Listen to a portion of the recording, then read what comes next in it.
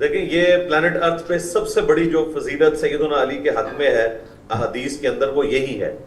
صحیح بخاری اور صحیح مسلم دونوں میں یہ حدیث موجود ہے، بلکہ امام مسلم نے تو پہلی حدیث ہی فضائل علی والے چیپٹر میں یہی لی ہے کہ غزوہ تبوک کے موقع کے اوپر یہ پہلا اور آخری موقع تھا کہ سیدنا علی کسی جنگ میں رسول اللہ کے ساتھ شریک نہیں ہوئے صلی اللہ علیہ وآلہ وسلم.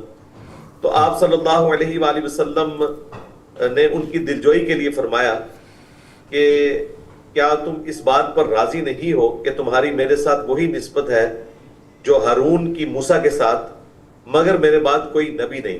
یعنی جس طرح موسیٰ علیہ السلام کو طور پر گئے تھے، ہارون علیہ السلام کو پیچھے چھوڑ گئے تھے اپنی جگہ اپنے اصحاب کے اوپر، تو میں بھی عورتوں اور بچوں کے اوپر تمہیں اپنا خلیفہ چھوڑ کر جا رہا ہوں. تو یہ ان کی دل کی ڈھارس بنانے کے لیے تھا، اور یہ بہت بڑی فضیلت ہے اس اعتبار سے کہ نبی علیہ السلام نے سیدنا علی کو وہ مرتبہ دیا اللہ تعالیٰ کی اجازت سے کہ جو ایک پیغمبر کا دوسرے پیغمبر کے ساتھ ہوتا ہے، لیکن چونکہ ختم نبوت ہے اس لیے رسول اللہ کے بعد کوئی نبی نہیں ہے. اور یہ حدیث ختم نبوت کے اوپر بھی پہرا دیتی ہے کہ اگر سیدنا علی جن کی اسلام کے لیے اتنی زیادہ خدمات ہیں وہ بھی امتی نبی بھی نہیں ہے، نبی ہونا تو دور کی بات، امتی نبی بھی نہیں ہے، تو ان کے بعد کوئی بھی دجال یہ دعویٰ نہیں کر سکتا کہ میں امتی نبی ہوں. کیا خوبصورت بات ہے، کیا خوبصورت بات ہے. رسول پاک صلی اللہ علیہ وسلم فرماتے ہیں کہ قرآن جو ہے وہ علی کے ساتھ ہے، اور علی جو ہے وہ قرآن کے ساتھ ہے. یہ حق جو ہے وہ علی کے ساتھ ہے اور علی حق کے ساتھ ہے. اب یہاں پہ جو فرق رکھا اللہ کے رسول نے وہ ایک بڑا ہی باریک، جسے کہنا چاہیے دو دھاری تلوار رکھ دی کہ ایماندار میں اور منافق میں جو فرق ہے وہ علی کا ذکر کرتا ہے. اس بات پہ کیا توجہ کیجیے گا؟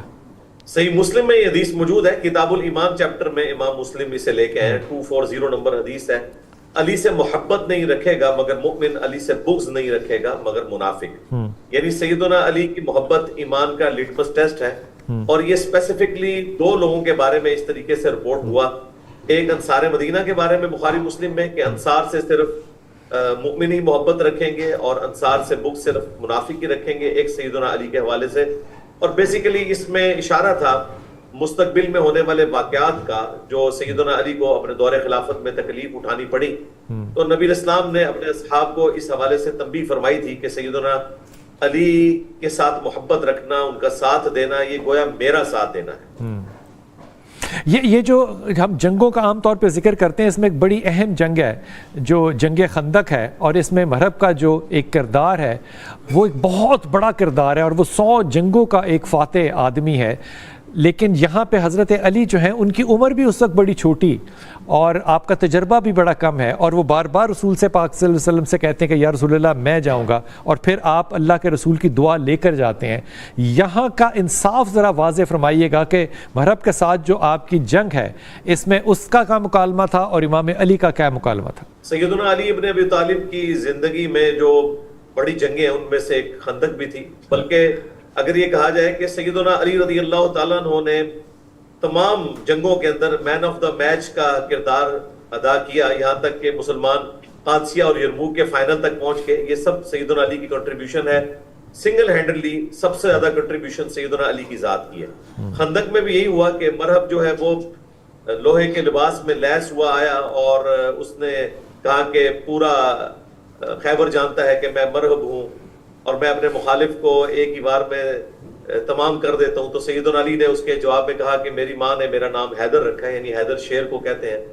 اور پھر انہوں نے ایک ہی حملے میں اس کا کام تمام کر دیا. اور یہ پورا واقعہ صحیح مسلم کے اندر آیا ہے اور بخاری اور مسلم دونوں میں حدیث ہے، اور اس کی تفصیلات المستدرک الحاکم میں ملتی ہیں کہ پہلے کافی مہمات جو تھی وہ ناکام ہوئی تھی مرہب کے مقابلے پر. آخر میں نبی الاسلام نے بخاری مسلم میں آتا ہے کہ فرمایا کہ کل میں اس شخص کے ہاتھ میں جھنڈا دوں گا جو اللہ اور اس کے رسول سے محبت کرتا ہے، اور اس سے بھی بڑھ کر اللہ اور اس کے رسول اسے بھی محبوب رکھتے ہیں. تو سعد بن ابی وقاص کہتے ہیں کہ ہم پوری رات اس شوق میں نہیں سوئے کہ یہ خوش نصیب شخص کون ہوگا. تو صبح کے وقت سیدنا علی کو نبی الاسلام نے بلایا، انہیں عشوب چشم تھا، آپ نے اپنا لعاب دہن مبارک ان کی آنکھوں میں لگایا اور اللہ تعالیٰ نے شفا دی. اور اس کے بعد سیدنا علی کے ہاتھوں پر مسلمانوں کو شفا ہوئی.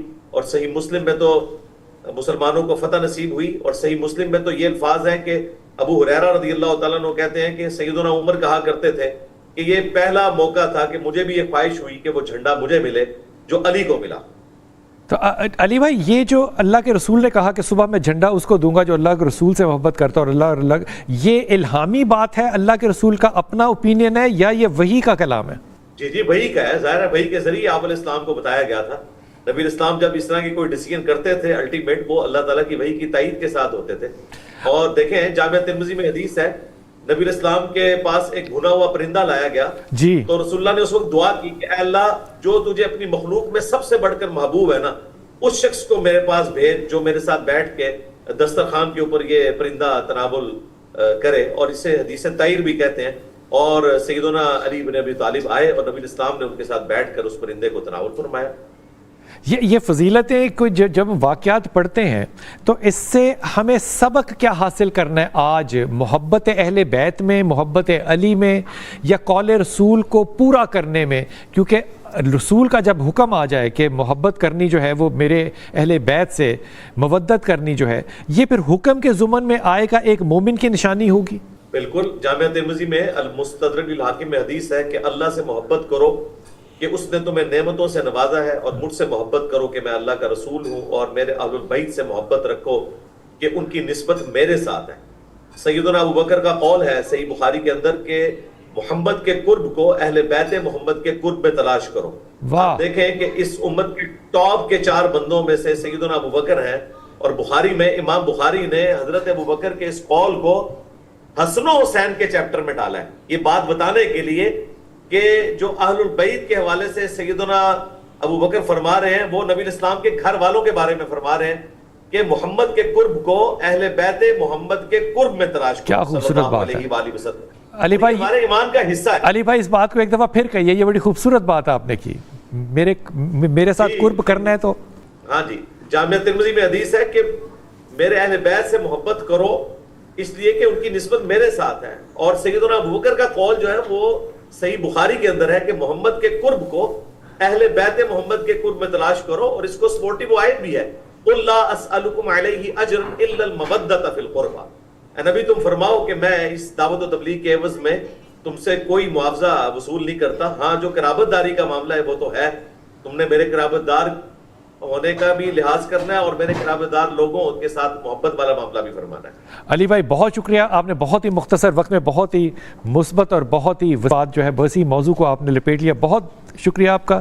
ہاں جی, جامعہ ترمذی میں حدیث ہے کہ میرے اہل بیت سے محبت کرو اس لیے کہ ان کی نسبت میرے ساتھ ہے. اور سیدنا ابو بکر کا قول جو ہے وہ صحیح بخاری کے اندر ہے کہ محمد کے قرب کو اہل بیت محمد کے قرب میں تلاش کرو, اور اس کو سپورٹیو آیت بھی ہے قُلْ لَا أَسْأَلُكُمْ عَلَيْهِ أَجْرًا إِلَّا الْمَوَدَّةَ فِي الْقُرْبَى.